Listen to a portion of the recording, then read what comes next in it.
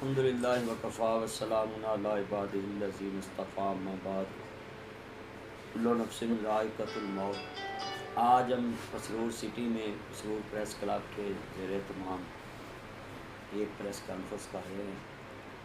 تمام صحافی بھائیوں کو شکریہ کہ جنہوں نے ٹائم نکالا، اور اس ٹائم یاسر عنایت صاحب کے پاس مسرور سٹی کے تمام صحافی جو اپنی مصروفیت سے ٹائم نکال کر یہاں پہنچے۔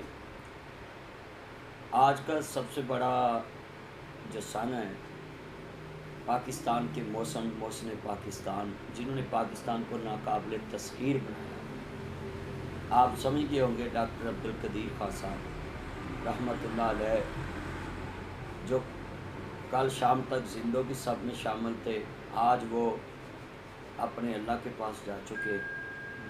ہم مسرور پریس کلب کی زیر اہتمام اور پورے پاکستان کی طرف سے ان کو خراج تحسین پیش کرتے ہیں۔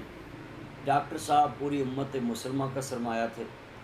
ڈاکٹر عبدالقدیر خان صاحب رحمۃ اللہ علیہ پوری دنیا کی آنکھوں میں آنکھیں ڈال کر بات کرنے کا جو ہمیں ڈھنگ سکھایا، وہ ان کی خدا دا صلاحیت، جو ایٹمی سائنسدان تھے۔ انہوں نے پاکستان کے لیے 1936 میں پیدا ہوئے اور تقریباً 56 57 58 میں وہ پاکستان آ گئے ہجرت کر کے، تو انہوں نے ساری زندگی پاکستان کے نام کر دی، اور بڑے بڑے مشکل وقت آئے ان کے لیے بھی، پاکستان کے لیے بھی، بین الاقوامی دباؤ بھی آئے، مگر انہوں نے اپنی زبان اور اپنا سینہ ملک کے خلاف نہیں کھولا، اور انہوں نے پاکستان کے راز کو اپنا راز سمجھا۔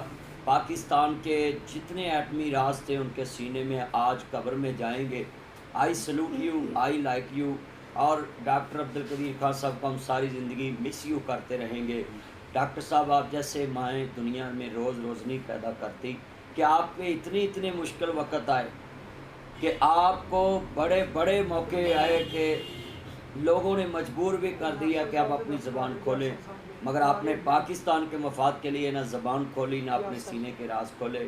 آج پاکستان کا بچہ آپ کو خراج تحسین پیش کر رہا ہے، اور آج پاکستان کا بچہ آپ کا مکروز ہے، اور ہمیں اس وقت تھوڑی سی شرمندگی بھی ہو رہی ہے کہ جو آپ نے الیکشن لڑا اور لوگوں نے یہ کام نہیں کیا کہ آپ کے سامنے سرنڈر کر دیتے، کہتے ہم نے آپ کے مقابلے پہ کھڑا ہی نہیں ہونا۔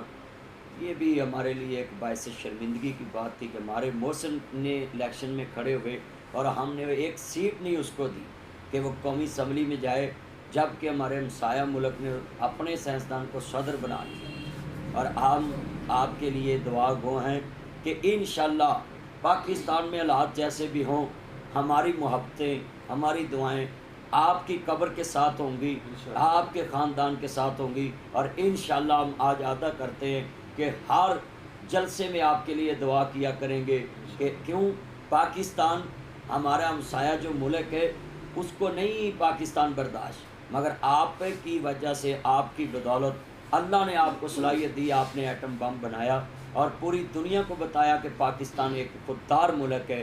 آئی سلوٹ یو، پاکستان زندہ باد۔ ڈاکٹر عبدالقدیر خان صاحب۔